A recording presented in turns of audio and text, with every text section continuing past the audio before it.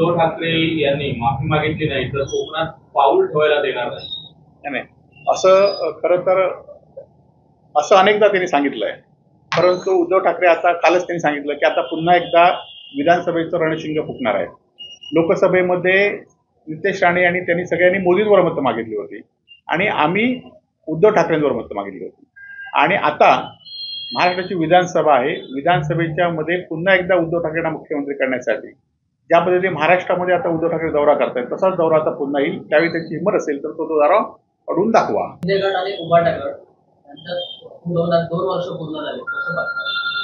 खरं तर आज आपण बघित असेल की 2 वर्षामध्ये या राज्याला काय मिळालं ह्याचा विचार खरं तर केला पाहिजे।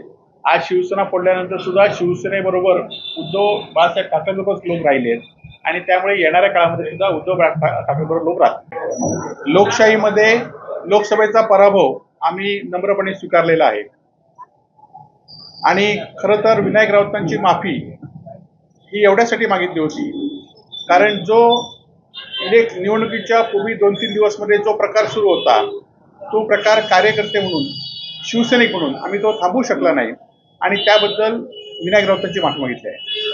खरं तर काही लोक माझ्या माफीबद्दल प्रश्नचिन्ह उभा करतात, परंतु त्या लोकांनी खरं तर लोकांची माफी मागितली पाहिजे, सिंधुदुर्गवासियांची माफी मागितली पाहिजे। कारण हा मतदारसंघ प्राध्यापक मधु दंडवते, बॅरिस्टर नागपै, सुरेश प्रभू या सगळ्या खासदारांचा हा मतदारसंघ लोकसभेचा होता आणि त्यानंतर विनायक राऊतांनी सुद्धा हा मतदारसंघ त्याच वारशाने चालवला होता। परंतु या मतदारसंघामध्ये जे लोकसभेला झालं ते सगळ्यांना माहिती आहे।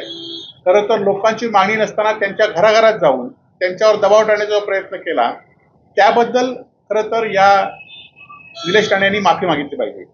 त्याचबरोबर आपल्या कार्यकर्त्यांनी सुद्धा माफी मागितली पाहिजे कारण तेवढं त्यांचं मन मोठं नसेल। कारण आपल्या कार्यकर्त्यांना विश्वास न घेता महाराष्ट्रातले अनेक स्वाभिमानीचे कार्यकर्ते येऊन गावागावात आपल्याच कार्यकर्त्यांना अविश्वास दाखवला त्याबद्दल खरं तर त्यांनी माफी मागितली पाहिजे। आज खरं तर जास्त काही बोलत नाही, परंतु खरं तर केंद्रीय मंत्री म्हणून नारायण गेले 4 वर्ष होते आणि केंद्रीय मंत्री असताना त्यांना फक्त सिंधुदुर्ग जिल्ह्यातच मताधिक्य मिळालं आणि म्हणून त्यांचं मंत्रिपद वंचित राहिलं की काय हा खरा प्रश्न आहे। आणि येणाऱ्या निवडणुकीमध्ये आम्ही त्याच ताकदीने निवडणूक लढू। खरं तर लोकांचा जो विश्वास आहे तो आमच्यावर कालही होता, आजही आणि उद्या असेल असा आम्हाला विश्वास या ठिकाणी आहे। आणि